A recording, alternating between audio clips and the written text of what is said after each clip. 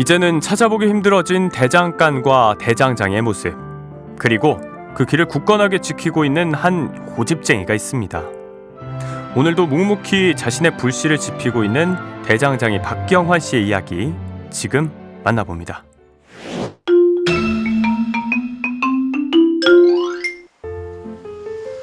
춘천의 한 작은 건물, 그 안에서 기다리는 건 투박해 보이는 농기구들과 뜨거운 열기. 이곳은 바로 춘천 유일의 재래식 대장간입니다. 20년 조금 넘은 것 같아요.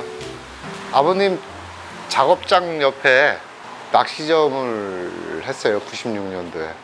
근데 매질을 할 사람도 필요하고, 그래서 낚시점도 하면서 부르면 가서 매질하고, 또 가서 물건 팔고, 또 부르면 가서 매질하고, 자연스럽게 그냥 일로 들어오게 된 것 같아요. 1963년에 문을 연 대장간. 대장장이었던 아버지의 기술을 전수받아 박경환 대표님이 대장간의 명맥을 쭉 이어가고 있습니다. 우리 아버님은 제가 태어나기 전에 이 봉산이 그 뗄나무를 해서 지게로 해서 마을에다 팔고 그걸 하셨나 보더라고요. 그래서 우연치 않게 여기 서면에서 대장간 하시던 장효원 어르신이 하는 소양대장간을 뗄나무를 팔러 왔는데, 그 어르신께서 너 이 대장간 일을 한번 배워보지 않으려, 그래서 시작이 된 거예요. 어릴 때부터 익숙했던 대장간과 대장장의 모습들, 어쩌면 익숙했기에 쉽지 않은 일이라는 걸 잘 알고 있었는데요. 이렇게 대장장이로서 한 길을 걸어가기까지 그에게도 여러 고비가 있었습니다. 제가 기억하고 싶지 않은 일 중에 하나인데요. 이 공간 안에서 작업을 하시다가 머리를 크게 다치셨어요.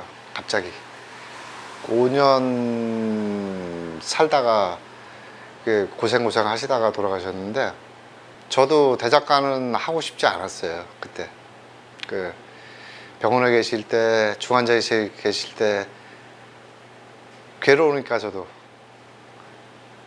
술만 먹었죠. 술만 한 보름 이상, 이 대장간을 처음 보름 이상 닫았을 거예요, 아마. 대장장이의 자부심을 가르쳐 주었던 아버지. 가장 익숙했던 공간에서의 사고는 대표님에게 큰 충격으로 다가왔습니다. 그리고 그때 손을 내밀어 주신 분들이 계셨는데요. 친구 아버님 세 분이 계셔요. 길용무, 길씨 아저씨, 백씨 아저씨, 홍씨 아저씨, 이게 세 분 계시는데, 그 어르신들이 6개월 동안 이 대장간을 지키시는데 3교대로 그냥 지키시더라고요. 그분들 아니었으면 진짜 저 이렇게 영위하기 힘들었을 거예요. 그렇게 다시 일어나 망치를 잡은 지도 어느새 20년이 훌쩍. 긴 시간이지만 제품에 대한 굳건한 고집은 여전합니다. 어떤 작업 중인 거예요? 날 잡는 거예요. 오른손 잡으면 오른손, 왼손은 왼손대로의 각이 있단 말이에요. 그 각을 미세한 작업을 하기 위해서는 잡아야 돼. 틀리지? 각이?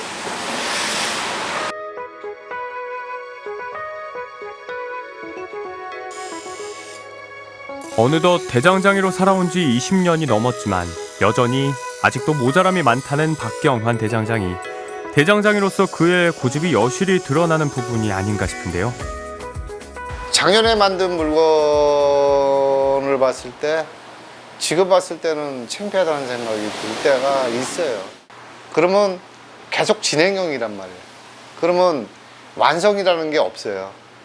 20년 안 됐을 때는 20년만 되면 상표 찍어야지 라는 생각을 들었는데, 20년이 넘어가서 몇 년이 지났는데도 이건 아직까지는 아니야. 그래도 한 30년은 해야 상표를 찍지 않을까? 라는 생각이 들더라고. 아직까지 상표를 찍기에는 아직까지는 뭐 진행형이니까 30년 돼봐야 알겠죠. 또 상표를 찍을지 안 찍을지. 굳건한 고집 하나로 반백년이라는 세월을 여전한 모습으로 지켜오고 있는 이곳. 하지만 긴 시간만큼 바뀌는 것도 많은 법. 더 이상 대장간의 모습을 찾아보기 힘든 것도 사실인데요. 번기시장이 새벽시장이라 해가지고 서면에서 배 타고 들어오고 우두동에서도 넘어와서 새벽에 청과시장이 이루어졌던 곳이라고요. 농사꾼이 와서 장사를 했던 곳이라고요. 그러면 새벽이면 다 팔고 이제 아침나절 되면 이제 파잖아요. 파하고 나면 그 판 청과시장에서 농사를 져야 되니까 대작간들로 이제 와서 쟁기를 사갔다고. 과거 농사꾼들이 많던 시절 함께 성황을 이뤘던 대장간.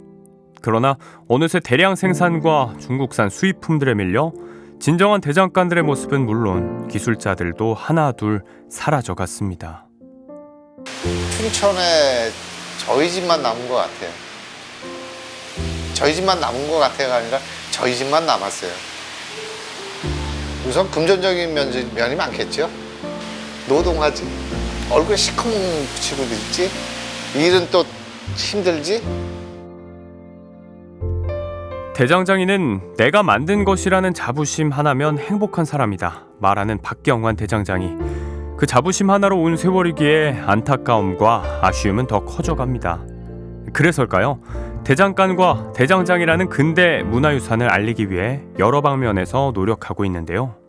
의뢰가 들어오면 언제 어떤 주제로 하는 건지, 호미 주제다 그러면 호미 주제로 가는 거고, 낮이면 낮 주제로 가는 거고, 시간을 쪼개서 하는 거죠. 시간을 쪼개서 하는 거고, 대작간이 이제 앞으로 나가야 될 방향들이 그런 부분인 것 같아요.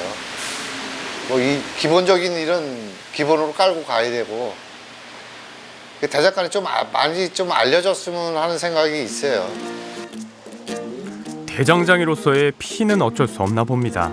아들 성경 씨 역시 대장장이의 명맥을 이어가기 위해 진로까지 바꿨다고 하는데요.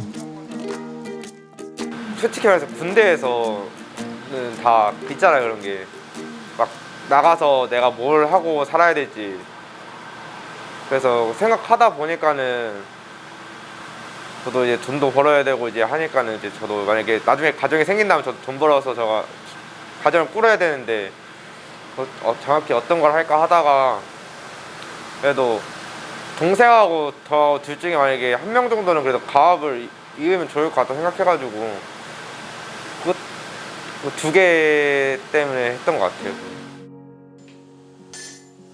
수없이 뻗어있는 길, 그 중에서 대장장이의 길을 선택한 성경 씨.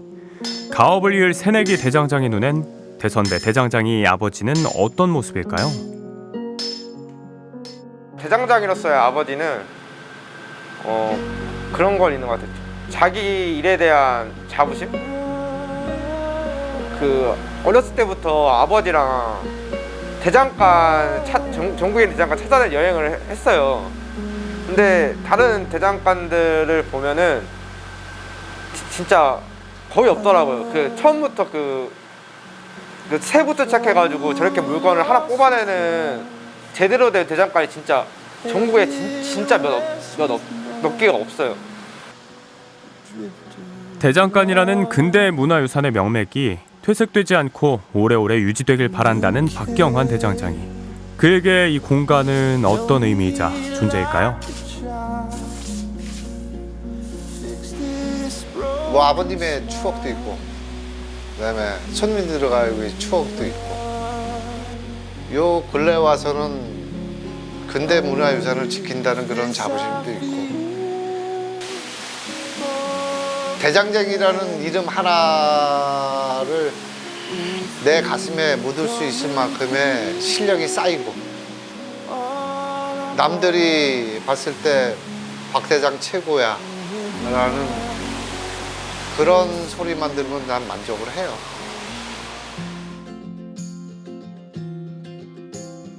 수백 번의 매질 끝에 완성되는 하나의 제품처럼 본인의 소신과 자부심으로 걸어온 하나의 길은 대장장이 그 이상의 의미가 됐습니다.